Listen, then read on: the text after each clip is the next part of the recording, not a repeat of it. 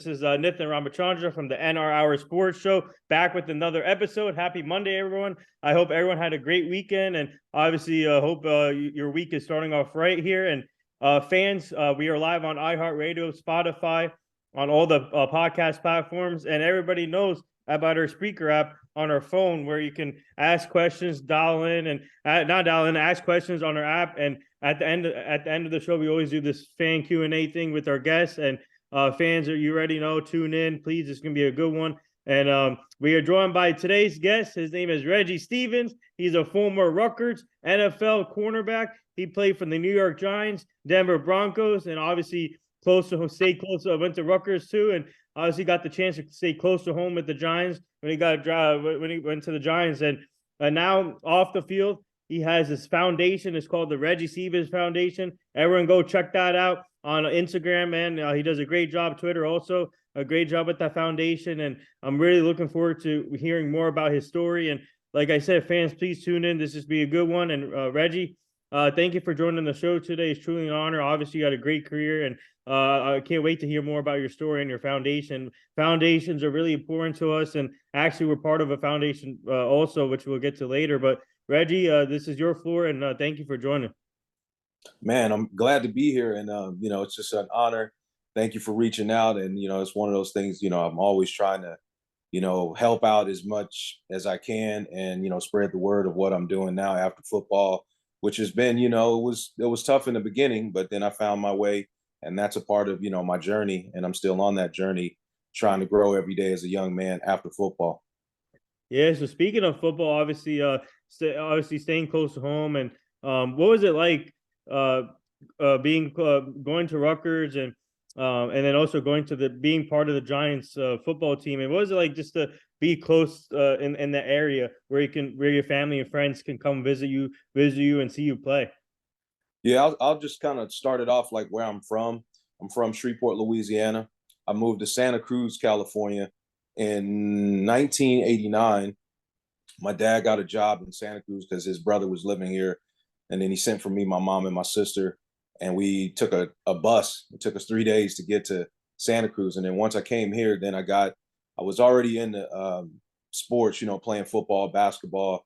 Then I started to play at Santa Cruz High on the football team. I was pretty good there. Didn't get a scholarship because of grades. And then I went to a junior college, spent three years at a junior college. First year I was a gray shirt. And if those that don't know what a gray shirt is, I just went to school, took 11 units. So my clock didn't start. Then I played the next 2 years. Then I got a full ride scholarship to Rutgers University by the coach of Terry Shea. That was on the West Coast. I would say 3 years prior to that, him being at Rutgers. And then on that journey, I got to the Giants, and that's where everything started to kind of make sense. I played really well at Rutgers. I was actually on a 0-11 team there as well, which was the craziest thing to ever be a part of. But I never quit. The team never quit. We came back the next year, went 5-6, and then I got the MVP of the team, the Homer Hazel Award, and then I played in the East-West Shrine game in Stanford, and that's what I think attracted the Giants to bring me in as a free agent, a street free agent at that. So a street free agent is different than a free agent. Yeah. A free agent gets a call after the draft. I didn't get a call after the draft. My coach Terry Shea called them up and said, "Hey, you got to give this young man an opportunity." And that's when everything started to happen for me, because I went in there and I literally took it. There were draft picks in front of me, but it was one of those situations. I was like, I can't go home. I got to make the team. And literally, I made the team. I played there. I helped the team get to a Super Bowl, picked off some Hall of Fame quarterbacks in my time. Very grateful for the opportunity to play for the New York Giants, because that's one of the most amazing organizations that's around in football. And, it speaks volumes of what they are. I mean, they've struggled in the past with some things, but they're just very loyal to the players. So I'm just very grateful for the opportunity that they gave me, and also grateful for the opportunity to go to Rutgers University as well. Yeah. So speaking of being from Louisiana, obviously you're born in Louisiana, and age 15 you moved to California, Santa Cruz. And what was that move like for you, the adjustment period with you and your family moving and playing football in Santa Cruz? And also you got the opportunity to play with I can't pronounce his last name, but you got to play with Brandon. So Brendan Amadejo. Yeah, Brendan Amadejo is a good friend of mine. He also has a brother, Femi Amadejio, and me and Femi, we were in a Super Bowl against each other. And me and Femi played on a basketball team together at Santa Cruz High. We were coached by Pete Newell Jr. I don't know if you guys know who Pete Newell Sr. is. He's a basketball legend. But going back to Brendan, me and Brendan were on the same high school football team. We went 12-1. We're both in the Hall of Fame. All three of us are in the Hall of Fame at Santa Cruz High School. Jerseys are going to be retired, all that good stuff.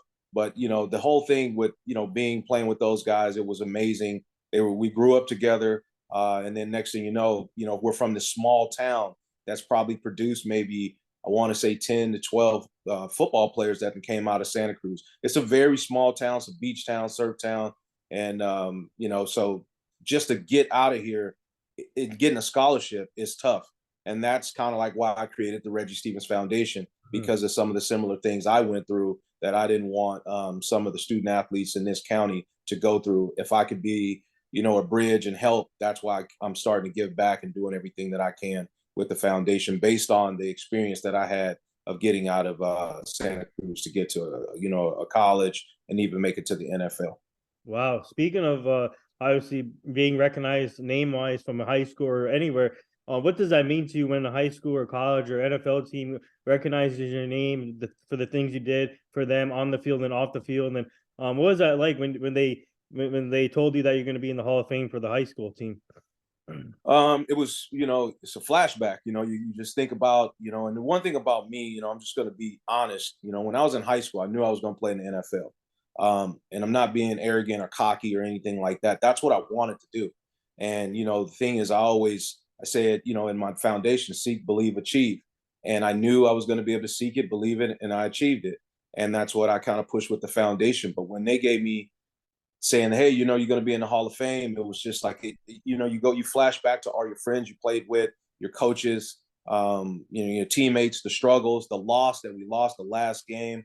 So all of those things, flash back, but it's also an honor to be a part of something that when you walk in a gym now and you look up on the board and you're like, man, my name is there forever. And until I'm gone, it's going to be there. And hopefully some other student athlete walks through the door and say, hey, I'm going to strive for that, because that was my situation. A guy by the name of Johnny Johnson that was drafted to the Arizona Cardinals, played with the Jets, played 5 years. He was a running back. And he was a guy that I looked up to all the time. Like, hey, man, I'm going to try to break your record. I'm going to try to get to the NFL based on me seeing him accomplish that out of Santa Cruz High School. Wow. Yeah, so tell our fans, not only you play basketball and football, but no, you're a jack of all trades. You also competed in the 100, 200 meter dash, long jump, and take us to that. What was it like 400 meter in Santa Cruz? Running track was something I never wanted to do. The workouts were very tough. So my track coach, Mr. Wall, which is on that Hall of Fame board, and he basically caught me in the hallway and was like, and he was a big dude. He looked like Arnold Schwarzenegger. He walked around with these little shorts on. He was super buff. You couldn't tell him no, because you didn't know if he was going to pick you up, put you on the locker, what he was going to do. But he was a nice guy, and he convinced me to come out for the track team. So I went out for the track team my freshman year, and I was fast, but I wasn't track fast. And that's when I realized, this is going to help me for football. So I dedicated myself 4 years. Next thing you know, I went from 11.3 to a 10.9 to running a 10.6 my senior year. And that helped me football wise, just have that breakaway speed. So any, kids that's listening, track do help you increase your speed if that's what you want to do for football. And I think, and even me now as a coach and a recruiter and helping kids get to college, I always encourage them to run track. So to me, track literally changed a lot for me for speed, to be a defensive back and a punt returner, kick returner, to have that speed, to get away from people, because I never wanted to be hit anyway. So it helped me out. Hey, so this week is the NFL Combine. So what would your 40-yard dash be now? Right now? Oh man. I would be lucky to run under 5, with all the injuries and everything that I've been through. I still try to stay in shape, but like my knee, man, is everything, man. All the injuries and stuff, but I do try to stay somewhat active, because when I train student athletes in my area, I have to show them what I want. Like as a defensive back or receiver, running back, I literally still get out there and I show them what I want. It might not be as quick as it used to be, but Hmm. I'm able to get out there and line up with them and basically help them, achieve what or get what I want them to get out of themselves so they can achieve. So these college recruiters can help them out. Wow. Yeah. So obviously, before you went to Rutgers, you had the opportunity to go to junior college, and Mm-hmm. explain what was that experience like for you, and did that help you a lot to get ready for Rutgers for the Rutgers opportunity? And what did you learn Yeah.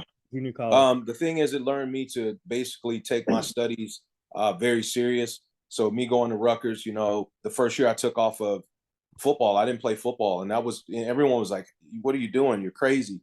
You're just going to throw your life away." This, that. But I needed to get academics under control, and whether it was learning how to study, learning how to do a lot of different things. So I went there, took a year off, and was just a student. And I would go to the practices and watch. But then once the hunger came back to playing, and then that's when I got out there. And then, I let it all hang out. Steve Cox was my coach. He was a great coach. Gary Rossman was my defensive coordinator. I went there to play offense. Next thing you're going to play defensive back. I kind of got mad about the situation. And then Coach Cox grabbed me and said, if you want to make it to the level I think you want to make it to, I think you need to play defensive back. And the biggest thing wasn't the sports thing for me. It was graduating with a 3.8 GPA was, something that I was proud of, that I could do the schoolwork. And then that obviously opened up the door for me to go to Rutgers University. So, I put the work in. I put the work in on the field, off the field, and all these experiences that I'm talking to you about. Once we lead up to talking about the foundation, this was the journey to get here. So I can, learn all these things and have all these tools to be able to give to all the student athletes that I work with. Wow, that's amazing. And I'm here in Jersey right now, so I'm near Rutgers area. I love Rutgers, man. Hey, Yeah. we cover with our media company. We cover Rutgers a lot for media. And how Mm-hmm. often? Speaking of Rutgers, before we get to your journey there, how often do you visit Rutgers usually? When do To you come be back? Mhm. to be honest, I haven't visited there in a while. I think the last time was when Coach Shiano took the job. I was at the Giants. But I did get invited to the spring game. And I think, it's just been a relationship thing, trying to keep, things connected. I'm way over here on the West Coast. And then also when they have things going on, I'm coaching football. And I coached at I coached at Cabrillo too.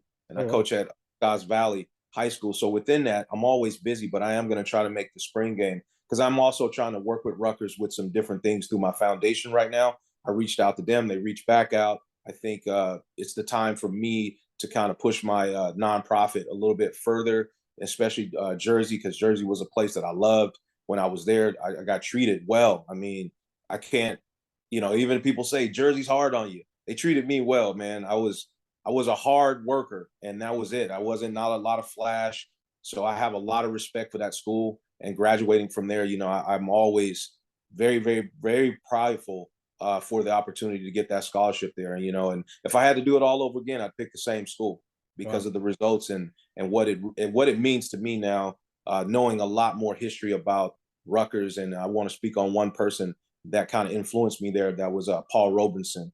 When I got there and learned about him, now it all makes sense on my journey why I'm doing what I'm doing, because I was supposed to be at that school to learn those things Hmm. about Paul Robeson.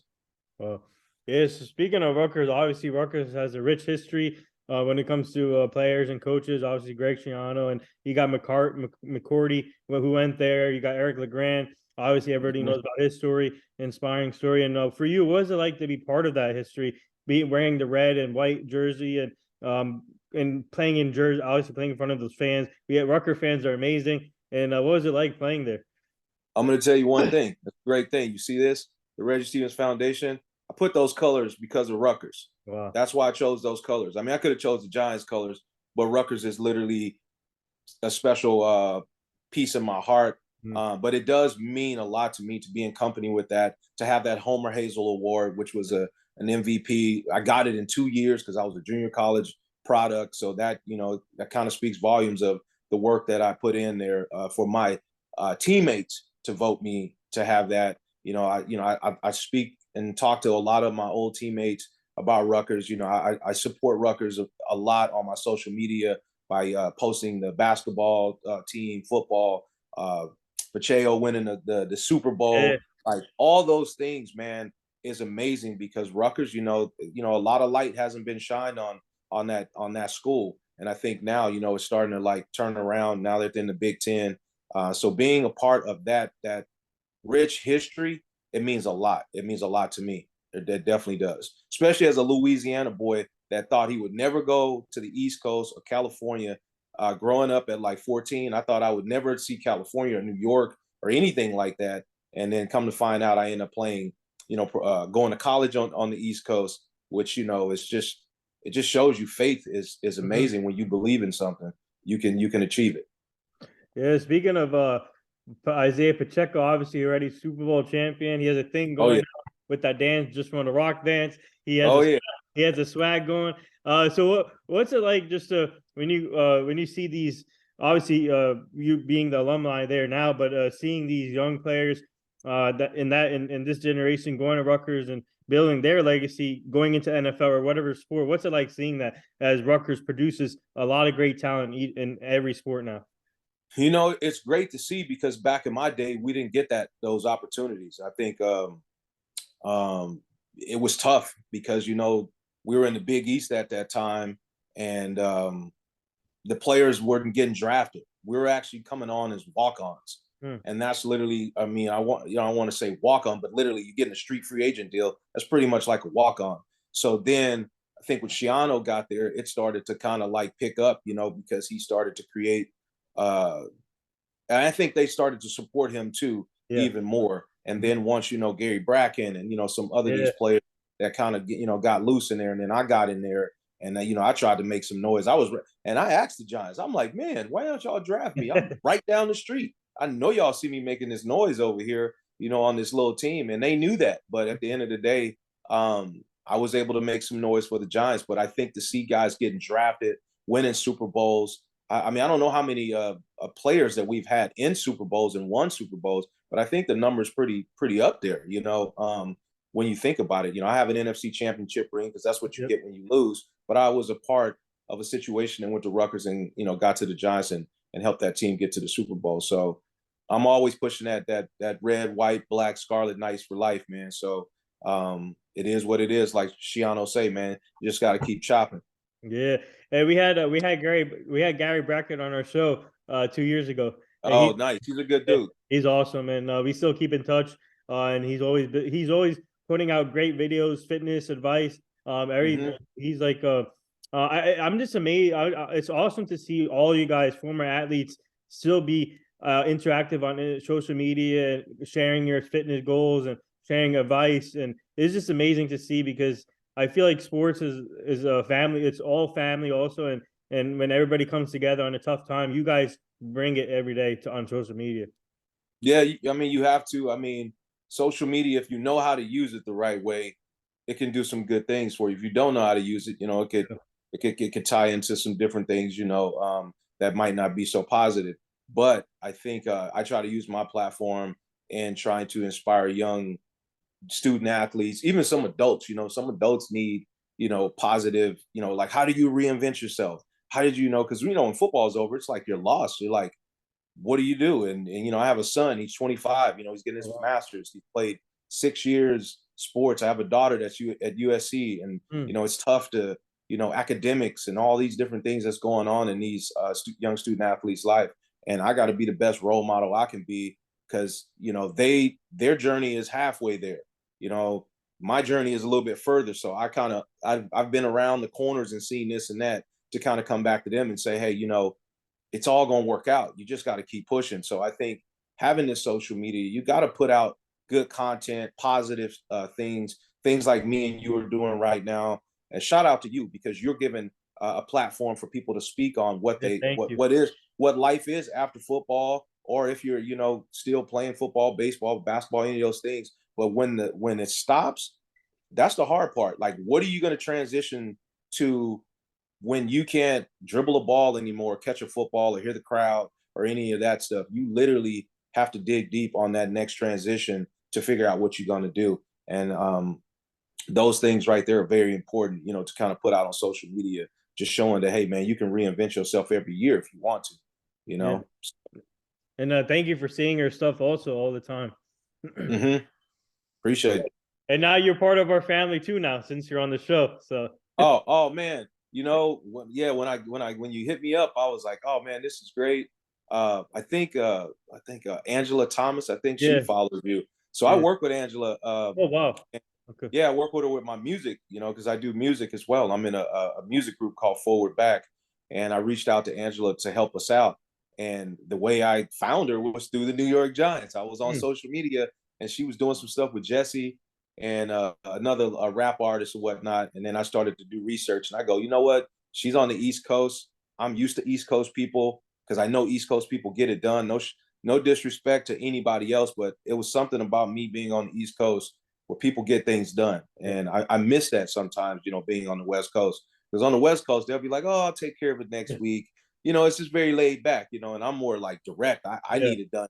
I need it. If I say I need something done today, I want it done 2 minutes from now. You know what I mean? So, but that's another thing that I got from living on the East Coast was that got instilled into me to just work and work and work. But yeah, back to Angela. Yeah, I work with her and she helps me with my music stuff. And I think it was a good, easy transition because she knew I was a New York Giant and she works with some New York Giants as well. So shout out to Angela. She's doing some amazing things in her career. Yeah, she's amazing and really inspiring woman out there. Everyone go follow her on Instagram. She does a great job there. Check out her page. And speaking of the Giants, obviously after your Rutgers career, you got to stay that area to get the chance to go play for the Giants. So Yeah. what was that like? How grateful are you that the New York Giants gave you the opportunity to come showcase your talent and stay close to where you played college and also having your family and friends there still? Yeah, the first thing I would start off with saying rest in peace to Jim Fossil. That was Mhm. my coach. Jim Phelan, some of the people there. John Fox was my coach. Johnny Lynn was my Oh, defensive back coach. I remember all these people like it was yesterday. And then some of these people, like Johnny Lynn's daughter, Ashley, works for the Giants now. oh And I wow. was like, oh, that's so crazy. And shout out to her. But I remember when I first went there, all I had to do was catch punt returns. Yeah. And it was windy as I don't know what. And I caught all the punts. But the one thing that I did do to separate myself from all the other players was I sprint 100 yards. I acted just like if it was a game. And I don't know if people understand how hard that is. So that's a full out sprint, juking, doing everything, spins, sprinting all the way. And then I jogged it back. I had to do that 10 times. And at the end of the day, I was so tired, but I knew that they were filming it. So I wanted to try to separate myself so I can be noticed. And that's how I separated myself was making it like it was a game like situation. So once that happened, it was a 3-day mini camp. Then they reached out and they gave me a contract. Gave me a contract. And the next thing you know, I was like, wow, okay, I got a contract to come back to training camp. So that's when the real work starts, is when you get into training camp. Yeah. And then I went home, I trained, I got myself ready. I got literally ready. I actually trained with Amani Toomer, Greg Mm, Camello. mm. Who else? We trained out in California with Raymond Ferris was Wow. my trainer. And for me making the New York Giants, I have to give that man pretty much all the credit because he was the one that got me ready to prepare. He prepared me mentally and physically to get in there and do my thing. You know what I mean? And now, I had Jerry Rice, a bunch Sean Dawkins, a bunch of these old school guys that are legends that I was going against. And when I was 24 years old, so when I got into the Giants, I was already training with pros. So when I got there, I wasn't like, oh, that's Michael Strahan, oh, that's Jesse. I knew who they were. I knew exactly who they were. But at the end of the day, I had a job. I had something, and I had a son. My son Kaijay, he was like 2 years old, and I was like, I have to find a way to take care of my son. So all those things I'm mentioning right now was the driver for when I got there to make the team. And then the next thing you know, I'm out there making plays, playing the nickel and the dime position. A couple games I started, and I was a good special teams player. And my biggest, moment to this day is picking off Troy Aikman when he threw those 5 interceptions. Jason Sehorn got hurt. I was like, okay, they're gonna put me in. I got out there. I got a penalty the first place. I did something to Rock and Ishmael, maybe like put my hands on too early, and I was like nervous. And then they came after me on the next play, and then I made the play. And then after that, everything kind of calmed down for me, and I was able to be a good player for the Giants, a solid player that they depended on, because they would cut me, bring me back. that happened for like 4 or 5 years, it seemed Wow. like. And then once I was done doing that, I went into playing arena football. I Yeah. played that 2 years. So I played, a total 6 years with my career. And then I went into the music industry, and then I started to build this foundation. So that's kind of like, you know, what the Giants gave me, and the Giants inspired me a lot just because, and I got to meet Mara, Yeah. the owner.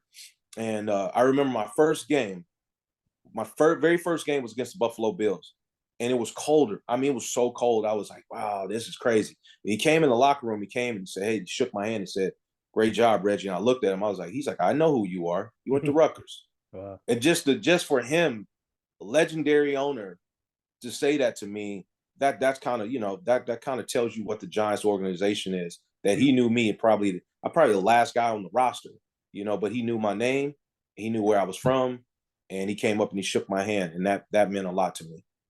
Wow. And hey, we obviously we spoke to a lot of former Giants like Leonard Marshall, David Tyree, Brandon Jacobs, Fred Robbins. They all say Giants are family, and the Maras are amazing when it comes to supporting their players, um, and it's just it's truly amazing to see how they run their organization. Obviously, they're well run and great players, great talent, and over the years, and it's just amazing to see. I'm a Cowboy fan, so we have Cowboys, oh yeah, man. we got Fossil's son on the coaching staff. So Yeah, Bones. We call yeah, him Bones. I remember he yeah, used to be in the locker room, and I used to hang out with him a little bit. He used to come down here to Santa Cruz, go to Margaritaville. But Bones is an amazing special teams coach, and I got a chance to hang out with him a couple times and just watching him with his dad. But going back to the Mara family, yes, yeah. Tish and all of those people that the ownership at that time, I'm pretty sure the same ownership is going on there. But amazing, amazing people. They don't forget their players. I think they treat their players great. I mean, you also have to be on the up and up too to be a Giant. You can't. They're just not going to bring any character. You got to have high character to be there. And just watching how they do things in the locker room, with how many people that are behind the scenes, the doctors, the Yeah. Ronnie Barnes, Yep. all those people, man, they're there forever. And shout out to those people too, because they're the people that keep the organization together. Is those people, those doctors, and everyone that they have involved there. Because on my time, I was hurt a lot. A lot of things were going on, and the love and the support that they give you was, I don't know if I could have got that anywhere else. Hey, we also had, I forgot, we also had Sam Garnes on the show too. That's my dog. Sam Garnes is my dog. Yeah. That dude right there, man, used to take me through everywhere in New York, man. I jump in the car with him, and man, I'm telling you, man, I love him. I love Sam Garnes. He's doing some great things Yep. with his foundation. And I can't, Sam, Jesse, some of those other, Emmanuel McDaniel, he was Yep. another guy that was a good friend of mine.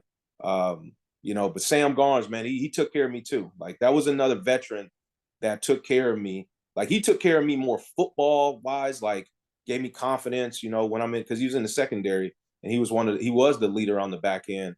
And then obviously Jesse was more, kind of showed me New Jersey, showed me New York. Both of them did it. They just did it in different ways. But love both of those guys, man. And shout out to Sam Garnes, man. He's a special human being. Hey, it was awesome talking to him, and we always stay connected on Instagram. Yeah. I told him we gotta have a Giants reunion party with Stephen Baker and all these other Giants, man. And like I Yeah. told him, let's have a Giants reunion party when and then when you gotta let me know when you come to Jersey so I can set that Oh, up. I'll definitely, and Dave Thomas, he was another guy that played with the Giants. He was a good friend of mine. I talked to him. He'd be a good guy to interview too, because he's Yeah, still in New York or New Jersey somewhere doing some cool things. But once you're a Giant, it's that for life. Lyle West, a good friend of mine. He's a safety, played with the Giants. He's one of my best friends. We talk every other day about just life after football. Like, what are you doing? What am I doing? Things of that nature. I could go down the list to BD Davis. There's so many guys that I played with that I respect and I love, because that was a special moment for us to get to that Super Bowl, even though at the end was tough to lose, but just the journey to get there, because everyone counted us out. No one thought we were going to do what we did. And Coach Fossil said, hey, I'm pushing my chips to the table. He put us out there. He put us on blast. And we delivered. We did everything that we needed to do. And I would say the leadership on that team, the straight hands, Keith Hamilton, Jesse Armstead, Michael Barrow, some of those guys, man, I'll never forget being in the locker room, being on a team with them, because that kind of helped me transition after life on being a leader and leadership and what it looks like. So, yeah, I love that team. I really did. Even though, like I said, we couldn't get the thing done at the end, and that still kind of haunts me to the day. But I learned a lot. I learned a lot about myself through that process. Yeah, speaking of so this is where your attracting comes in handy, because you had 3 kickoff returns above for about like 65 yards or so in your career. And Yeah. what was that like? Obviously, getting the chance to get some kickoff returns, getting in the special teams experience. Obviously, special team. A lot of teams value special teams now in this generation of football. But what was it like for you to get the opportunity like that? It was a great opportunity. Where I'm going to take it back to is in college when I had a 94-yard kick return against the University of Miami, and I was at Rutgers. And I think at one point there was only 2 people that did that, and that was me and Rocket Ishmael. So going to the Giants, got to do the research, because I was told that by my special teams coach, because they gave me like this night award. It's like I don't know, it's like a steel thing that, and it says 94-yard kickoff return on it, whatnot. But anyways, long story short, getting that opportunity to do that, I think that opportunity showed up for the Giants, and they knew that I could punt return and kick return, because when they brought me in, basically that's where they put me. And then they put me at the R2, and I was able to make a lot of tackles on special teams. And then when I got my opportunity to be back there, obviously we had a really good kick return at the time by the name of Ron Dixon. The guy could run, man. He ran like a deer. So when I did get my opportunities there, I made the best of it. That's all I ever did. Like, because, when you get to the highest level, and if you're not a starter, you're a backup player and you're a special teams player, and you got to do a lot of dirty work. And I remember where the Giants really learned about me was my first year on the practice squad. I was a running back, punt returner, kick returner, linebacker, whatever they needed me to do, Swiss Army knife, basically, I did it. But at the end of practice, I was so tired to where I felt like I couldn't even go home. I was so tired, because that was my opportunity still to showcase, my value and who I am and what I can do. So when you get those opportunities in games, that's how you build it. You build it in practice. You build it. That's how you build the confidence for them to even say, hey, we're going to put you back there. So that's kind of like how that went. And like I said, it was just when I got in the game, it seemed like every time I got in there, I was doing something, making a play. So if I got 15 to 20 snaps a game, I'm trying to get an interception. I'm trying to get a big play on special teams. I'm trying to do something that's going to help me stick out to get, come back next year. That's literally, people don't realize you play year to year, even though you have a 3 or 4 year contract. But that last tape is what they're looking at, so that's kind of the mentality. Yeah, I love stories like this when players share stories like this. Like, everybody doesn't know about some players that we have on the show, but it's amazing how you guys what specific plays you get and what kind of career you had. And it's just amazing to hear like these type of stories where you guys produce in different ways to help the football team win. And speaking of games, and obviously it didn't pan out for you guys when you went to the Super Bowl, when you played the Ravens. And but it must have been still a great experience for you guys just to be in that game. And it's obviously tough to win a championship and get to multiple Super Bowls or multiple championships. So what was it like, the experience like just to be in that game, even though it didn't pan out? The experience was like, it was like a flash, honestly, because, when you look around, you see all these cameras flashing, people really had cell phones then. It was like cameras. So, and then you have all these superstar people around you, Britney Spears, Jay-Z. I remember our NFC championship game. I'm standing right next to P. Diddy. Whoa. I turned to him. I turned to my right. He's on the sideline, and then the Hot Boys, and I'm just looking at what's going on. Like, it becomes not football anymore. It becomes like a show. And I think if you don't have the right leadership and people, you can kind of drift off and not, focus on what it is. Because anybody that's played in like Giant Stadium, especially Meadowlands, that's hardworking people coming in there to watch the game. It's not a show. It's like physical football. People have worked all their whole, to be season ticket holders or whatever it is to come watch some good football. And then as you keep going on and on, you get there, we were in Tampa, now just, it's a whole, I could take you through how the week is. The first week is you basically, you're practicing there. And then the second week, your family come in. So first week, you practice with media every day, asking you questions. And then your family comes in. Now you have to deal with your family. And then all of a sudden, now here's the weekend, and you got to go play this game. So it's just a lot of distractions. So during the season, when you're actually just, on your way trying to get there, there's no distractions.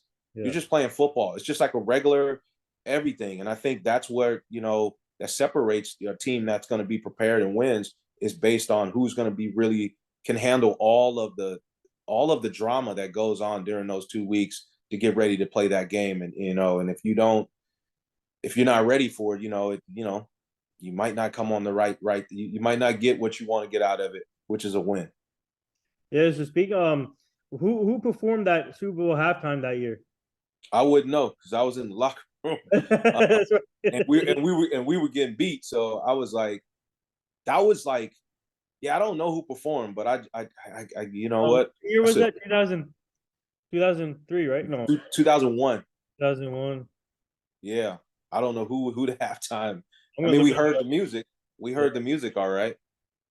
But I just remember all the celebrities that I saw and everything, and it was just. But honestly, the biggest celebrity I saw that I always wanted to meet, and I got a chance to meet on the sideline was Lawrence Taylor, because I had his locker when I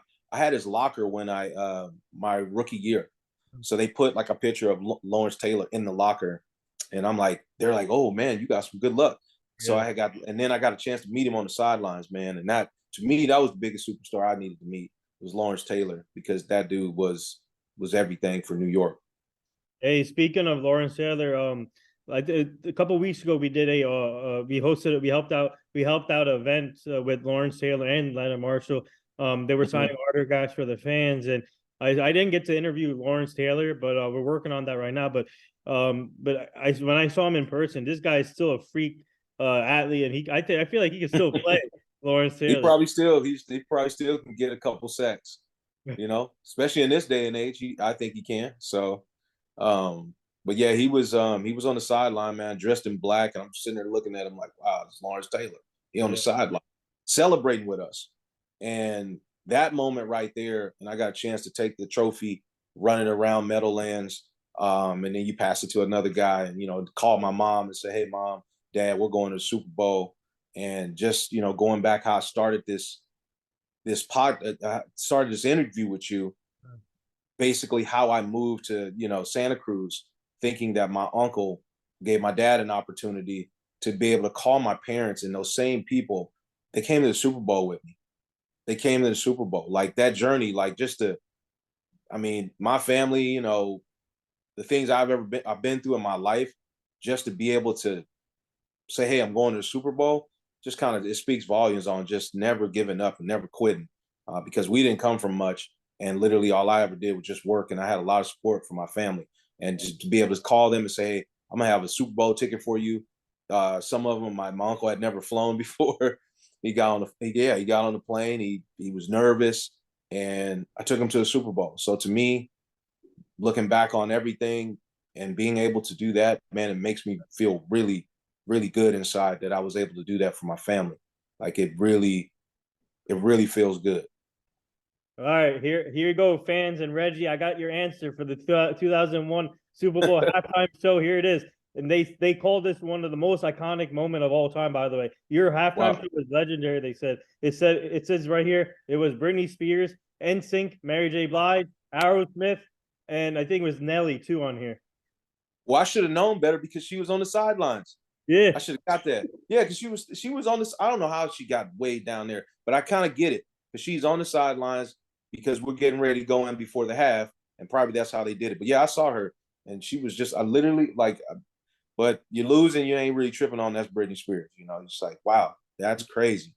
So dang, I learned something today. Yeah, I would have never went back to look to try to look into that information. And also Mary J. Blige performed the one I think it was not this year, I mean last year's Super Bowl with the Rams and Wow. Bengals. She was there, and obviously this year Rihanna killed it by herself. Yeah. It's just crazy to see. You see all these artists that come from the past or now they come back and perform in Super Bowl. That's amazing. Mm-hmm. Yeah. It's pretty awesome. Yeah, so I'm just curious. Tell our fans how what did you learn from the time period when you were getting cut multiple times from the Giants, but they keep bringing you back. But what did you learn from that time period when you got cut multiple times? Um, you know, just to be honest, that was the most difficult time in my life. Everybody see me and they go, "Oh, you played in the NFL, you played with the Giants, you did this, you went to a Super Bowl." People don't know like what it was like living out of a suitcase. I remember my first year, stayed in a hotel because I was afraid to get cut. I was afraid to go and go get a lease on an apartment, and the next thing you know, you cut, and now you're trapped into this lease. Then people were telling me that, hey man, you might want to, get something month to month. But I ended up staying in the Crown Plaza. Hmm. I was in the Crown Plaza. It was cool for about a month, and then after that, I was like, oh, these walls are closing in. And eventually, I felt like I made a little bit of money. Then I moved to Weehawken, stayed over there. But the experience was was it's hard to put in words. Like my mentality then was like, I'm gonna prove you wrong every time. You cut me. Who'd you bring in better than me? Um, when I get in there, I'm gonna show. I'm gonna be better than them. And I don't know if it was because I wasn't drafted. I don't know what the situation was, but I do know it's like, do the Giants really like me? They must like me because they keep bringing me back. So, and I remember Michael Strahan one day. He was like, "Man, you're like a cockroach. They Hmm. can't kill you." And I thought about it. I was like, it's kind of a crazy thing to say, but at the end of the day, he had said that to me, and I was just like, wow, one minute I'm here and I'm not here, but they brought me back because they knew. Sometimes they would sign me on like a Wednesday, and we play on Sunday. I'm playing on Sunday because I knew the defense, or I could, and I stayed in shape. So that was the hardest thing for probably about 4 or 5 years of my life, was staying in shape, not knowing if you're going to have a job, just being ready all the time.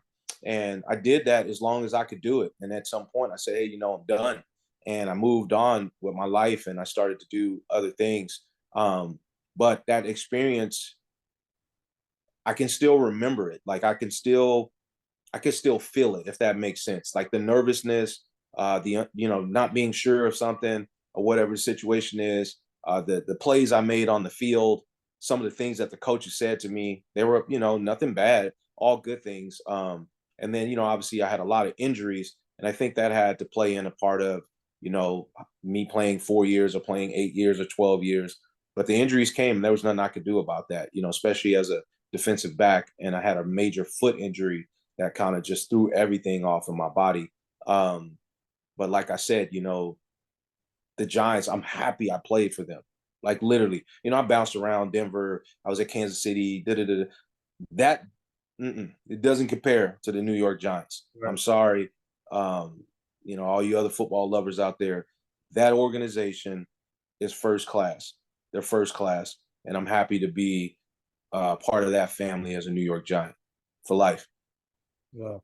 And obviously Giants and the Rutgers is your family, and obviously being two, obviously they're both close, and you lived your legacy in both teams, and Mhm. that must be a amazing accomplishment for you and your family too. It is. I always support the Giants and Rutgers and everything. And like I said, I'm starting to work with Rutgers now with some cool things, through my foundation. Giants, I've been back there. I went back there. I can't remember when I went back there. Sean O'Hara was one of my teammates. Oh, yeah. He played for the Giants. I got a chance to, catch up with him and talk to him and Jesse. But I'm gonna get back there again and just go hang out. I actually want to go watch a game, but it's just always been tough because I actually coach high school football and I train a lot of kids in my area. So it's like I don't get a lot of time off to go and just go do those things. But I think what I'm gonna do, because I've been doing it for so long, I do need to go and go to a game, be on the sideline, do all those things. And just, you know, what I would love to do is take my kids so they can see the experience that their father had. Because my kids, they know about me. They know, you know, that I played the Giants at Rutgers, and, you know, my son is a basketball player. He's a Division I athlete. And then my daughter was a water polo player, and she is at USC. But I would love to take them back to New Jersey, New York area, and let them see Rutgers and let them see the Giants. That's one of the things that I got to make happen for my children, so they can see that where their dad played at, and, you know, because they're fans of the Giants too, and fans of Rutgers. Even though my daughter goes to USC, but I think at some point, hopefully, she'll have an internship at the Giants, because that's one of the things that she wants to do. But that just kind of shows, you know, the strength of that, you know, when, you know, you have kids and they look up to you because of that, you know. So, and I want to obviously keep that going. Hey, let me know when you guys come down to Jersey. Like I said, I'm gonna Yeah. set up something big for you guys, and obviously we got Dower Reed here too in town. If you know Dower Reed, too, a Super Bowl champion with the Colts, Okay. defensive end, and he's here in Jersey. So I'm gonna set. And let me know when you guys come. I'll set up something big for all of you guys. I'll definitely let you know. Yeah, and before we get to the fan Q&A, tell our fans about the Reggie Stevens Foundation, and where they can find you guys there, and what's it like to help young athletes, and obviously coaching them and helping them get to their academic goals and athletic goals too. Yeah, I've been having the Reggie Stevens Foundation for about 5 years now. Our motto is seek, believe, achieve. I create scholarships for kids. I help kids get into college. Just this past last year, I helped 5 kids get to college. One kid, you know, Santa Cruz High, he went to school I went to, Quentin Brown. He's now at Brown University. He's a running back there. Another kid I helped get a walk-on situation, Caleb Womack. He's at San Jose State. He's a defensive back. And now I'm currently, you know, helping other kids get there. I create all-star games that I've been doing for this going to be the 10th year. I started with 7th and 8th grade all-stars from Santa Cruz County versus Monterey County, which is a county that's just not that far away from us. And I did it with basketball. I didn't even start the football thing until now. We have 7-on-7 football. And there's, you know, if you want to know more information about it, it's just reggiestevens.org. That's REGGIESTEPHENS.org. And if you want to know more about me, it's just Reggie Stevens, same thing, .media, where you can see everything that I'm involved in for his music, helping kids, and all the different things that I have going on. So that's basically, in a nutshell, what the foundation stands for and what we do. And I've been doing it for a long time. I've been coaching football at Scotts Valley High with Louis Walters for about 13 years. Oh. And then that helped support my nonprofit. And, you know, I do my nonprofit with my best friend, Jason Williams, that I do music with, and, you know, and my director, Stan White. So I have a really, really strong team. Christy Nettle does all the administration that helps support all the kids here, whether you need tutoring, whether you need something done in the arts, media, sports. I handle pretty much all the sports side of it. But when a kid comes to me and say, hey, you know, I want to play college at the next level, it's my job to get them ready for junior college or get them ready for Division I. Or when they go to college and they're playing Division I or Division II, they come back and I give them free training. So I've been giving free training out for over probably, I want to say, 14 years. I've never charged a kid to train, you know, and that's how I can kind of evaluate them and their character before I pick up the phone and say, hey, I'm going to call a school like Brown University and say, hey, this is Reggie Stevens, former New York Giant. I have a kid from my foundation. Do you mind taking a look at them? They have the, you know, the requirements for us, the grades and things of that nature. So that's what I do in this area. And I've done a really good job of it, been successful. But I would say it's, you know, I have to give credit to the parents for trusting me, everyone that's a part of RSF, for me to have this type of success that I've been having with the foundation. So that's kind of like what the foundation is about. And like I said, we're getting ready to work with Rutgers on something that, you know, once it comes to fruition, then I'll be able to tell you a little bit more about that. But and like I said, these colors, man, that's why I did the colors, because of Rutgers. So I'm just proud of that part of having a foundation. And I never knew that I would even go this direction. It's just something that happened. And like I said, it's from all the experiences of my childhood to college to the pros and being able to give back to my community, is a special thing. Yeah, it's amazing to see about your. Obviously, we follow your foundation, and you're doing a great job at that. And we're part of a foundation called Hugh Jackson Foundation. He's a former NFL coach. Now he's Yeah, coaching Hugh Jackson. at Hmm. Grambling State. We're trying to help him prevent human trafficking. So, Wow. yeah, so we're in the process of doing that, and obviously, it's still horrible out there, and we're trying to prevent Yeah. that. And we'll send you to the foundation also, so you can go check it out. Yeah, check it out, man. You know me, and I like just because I do sports art and education through my foundation don't mean that I can't reach across the aisle and try to work with you guys some type of way and help, because that is something that needs to be, we need to figure that part out, because it's just no good. So we all have to pull together and work together so we can try to prevent things like this from happening to any families that are out there. Yeah. And do you have time for a fan Q&A? Sure. Yeah. So like I said earlier, we have this app on our phone called the Speaker app where fans can tune in and ask questions. And we have some fan questions here for you. And the first Okay. one, one of our fans, he's putting you on the spot right away. He wants to know, speaking of coaching, if they want to know if Greg Schiano or Brian Dable calls you at the same time and they offer you a coaching job, they want to know which one would you choose? Oh man, that's a whoo. So at the same time, like if Yeah. both schools say, hey, or what one school in the pros, man, I think, oh, that's so tough. But I'm probably gonna go with Rutgers, Mhm. only because once you're at the pros, you're there. You're there. But if I can help a young student athlete achieve their dream, that's what I'm all about.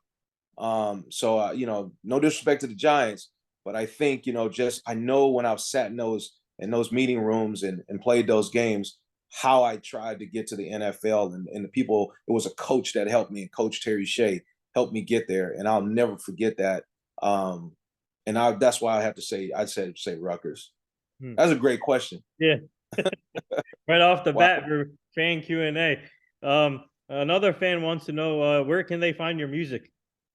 You could find it at forwardbackmusic.com. That's the website. Or you can go to Bandcamp and go Forward Back. We have vinyl on there for sale. That's me right there. Nice. This is my godfather, Bill Summers.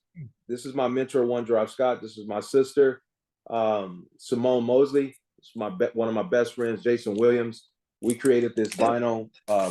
Song there is on there featured George Clinton is on there, which once again, I would have never in a million years thought I'd be working with some of the people that I work with in the music industry. And Bill Summers, I have to give him a lot of credit for that, because he's opened the door for me to be and take me serious as an ex NFL player and a person that I'm a songwriter and producer. So that kind of lets you know that, when people like that kind of come in and work with you, that, you got to be doing something right. But once again, I took the same approach that I took with football. I never quit. And I just I've been doing music my whole life. And that music that I do with Forward Back is a part of the foundation. And we also give back. We help kids in the arts. We teach them how to drum. We teach them how to do a bunch of different things. Bill Summers has a nonprofit called Club Kid, and we kind of work together.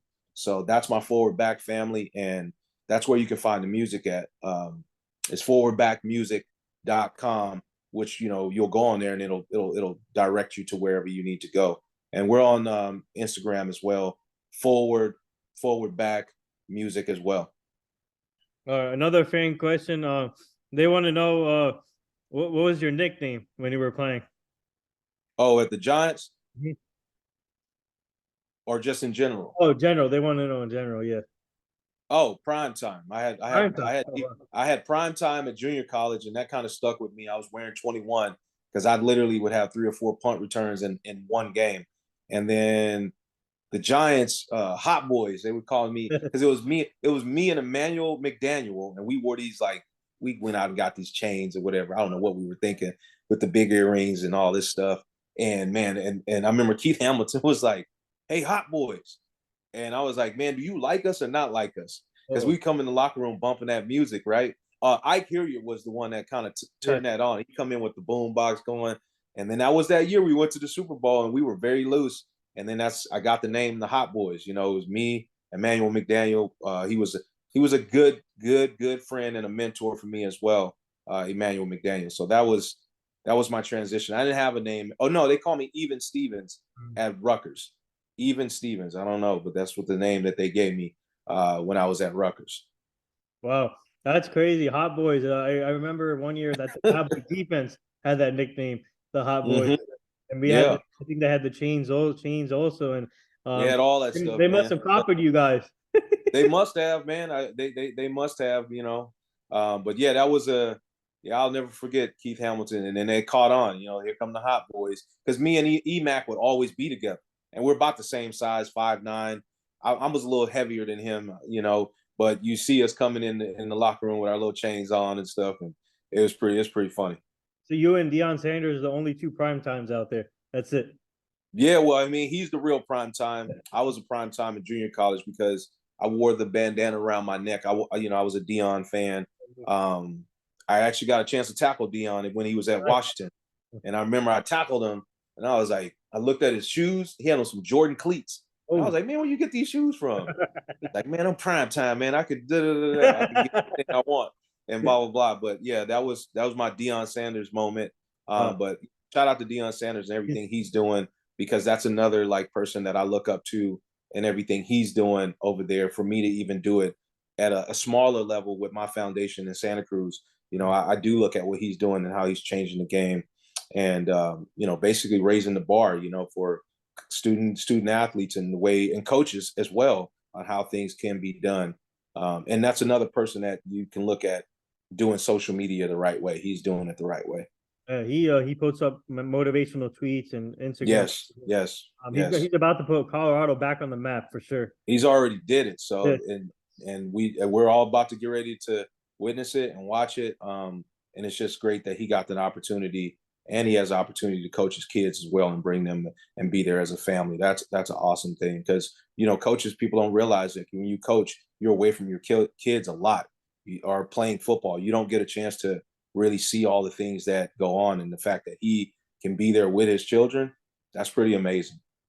Speaking of watching players, one of our other fans want to know. They want to know who's your favorite player to watch now on the defensive side. My favorite player to watch now on the defensive side, Sauce Gardner. I like Sauce. I like his game. I like what he, you know, he's smooth. I think he's going to be a good corner. You know, on the offensive, you know, it's the Rutgers guy, the running back for the Chiefs. I got to get a shot, because to me, he got a little Marshawn Lynch in him. You know what I mean? Does, yeah. Yep. Yeah, he got that little shake to him. He's got that power. So, you know, yeah. So those, you know, offensively, yeah, we go there, and then defensively we go with Sauce. So yeah, that's what I would say there. Basically, Isaiah Pacheco replaced Tyreek Hill, and Isaiah Pacheco, man, he won a Super Bowl before Tyreek. I mean, obviously, you know, Tyreek Hill won a Super Bowl, but he's wearing the same jersey number, and everybody thought the Chiefs would lose a beat when they traded him, but once they got Pacheco and Juju Smith-Schuster, their offense is still went way up, and Pacheco, man, their offense got better.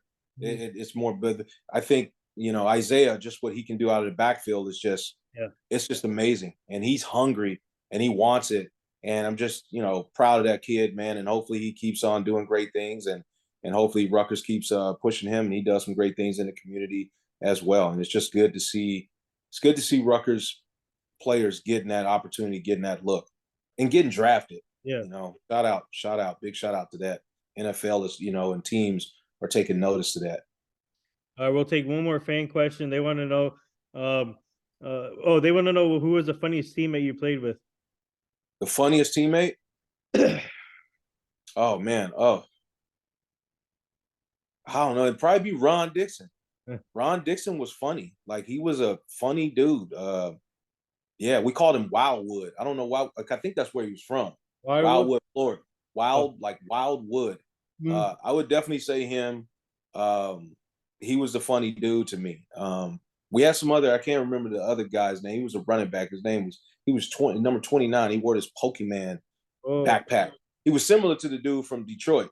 The running back Detroit got. DeAndre Swift. No, God, what's his Oh, name? Barry Sanders. Not Barry Sanders, the guy they have now. Oh, Jamal Williams.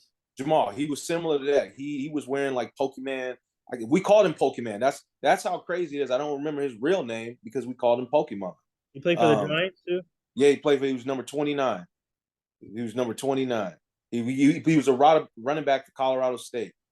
That's where he came from. I think because he came in a little later, but he was pretty funny too. Yeah, I had to give that to Ron Dixon for the team that I was on. He was a different dude. He was different. You tell me here. I got some running backs here. Is it Joe Morris? No, he was on the Super Bowl team with us. Yeah. Andre Brown? No. David Wilson? I want to say his name was Darren or something. No, he was number 29 though. That's all I remember. He was on that Super Bowl team. Oh, if you pull the roster up. Okay, 2001. Okay. Yeah, you pull that roster up. I just can't remember his name because we never called him by his name. We called him Pokemon because he came in a little later. He didn't go through training camp with us. He came in a little later. Yeah. So that's what I would have to definitely go with Ron Dixon as the funniest teammate that I was around at that time. He was pretty funny. Well, you had Tiki Barber on that team too. Yeah, Tiki was more like a businessman. Yeah. Oh, is it Ron Dane? No, Ron Dane. That's another good teammate of mine. I think Ron wore 27. 29. Oh, 29, you said. Yeah, 29. Wait. It should be a 20. In the meantime, we'll take another fan question here. Another fan wants to know, if you were another fan wants to know what was your go-to snack, either before a game or after the game, or a meal that you liked. Well, after the game, it was Ruth Chris. So yeah, we were living off Ruth Chris. Probably wasn't good for us, but before the game, pasta. Pizza Hut. It was a trip, Jesse, a lot of times I would eat what Jesse would eat because I was always with him. So he liked Pizza Hut spaghetti. So obviously would have that. And then after the game, probably we would be over at Ruth Chris. Oh, wow. In Weehawken. Oh, nice. Oh, Weehawken? Okay, nice. Yeah. Yep. Yep. So that was like what I would eat probably. That was in the pros. In college, hey, you gotta get what you gotta get. I try to stay away from the grease trucks though in New Jersey, because the grease trucks can ruin your life. Yeah. Next thing you know, you go there 170, you end up being 230. The grease trucks, man. I don't even know if they still exist there. Are they still there? We have some food trucks still, but I try and avoid those stuff now too. Wow, man. I don't like. I go to all the restaurants know us now because we host events at restaurants too. And all these restaurants, they know us. But when we come back, they treat us well, and it's just. I go back to the same restaurants every time. Dang! Wow, that's awesome. Yeah, because they know about our stuff we do as a journalist, and they know some of the athletes we had because they went to their restaurants too as a player. So yeah, awesome. Is it Damon Washington? Yes, Damon Washington. That dude right there was funny. Well, he was up there with Ron Dixon. And they see both of them guys are on the offensive side. Oh, so yeah, but Damon was he came, like I said, he came in a little later, and I didn't hang out with him as much. But when I did hang out with him, yeah, he was a different guy. We called him Pokemon though. That's what he was into Pokemon. He had Pokemon backpacks and all that stuff, man. And he was a breath of fresh air to be on the team, so everything wouldn't be so serious all the time. Wow. Before we get to the last thing, where can our fans find you on social media? Social media,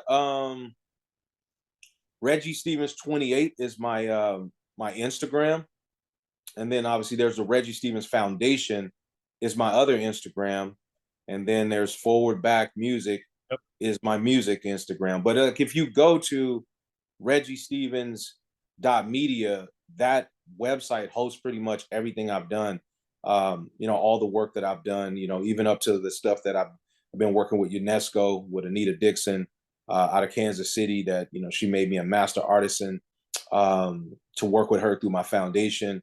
So I have to give her a big shout out. But if you go there, you can, it should link you to wherever you need to go, you know, for social media goes. But yeah, I'm always on social media, but, you know, not like I said, I just post what I need to post, try to put out positive stuff. I post a lot of kids all the time, you know, that I'm working with, especially in my area, you know, just to try to support them and give them the needed support that they need, because, you know, it's tough, man, especially coming from this area. You know, college recruiters, they don't really come over here because it's like this small little beach town, and they don't think there's no talent here. So, and once again, I already told my story how I ended up here, and I had a lot of talent, and I found a way to make it out. So I kind of recognized that was going on. So that's why, you know, I created the situation that way. And even with my music, it was the same thing. And somehow I ended up working with Bill Summers through One Drop Scott. And next thing you know, I'm doing the jazz festival, and I'm doing this and I'm doing that. And then we got a song with George Clinton.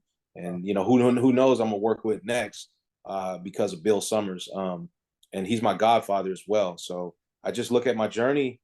It's been amazing, but it definitely came through sports and just being resilient and never giving up. I just talked to my son about this. I talked to my kids about this, my daughter. Be resilient. You know, all the things that are going to come, they're going to come, but you're always going to find a way to work around it.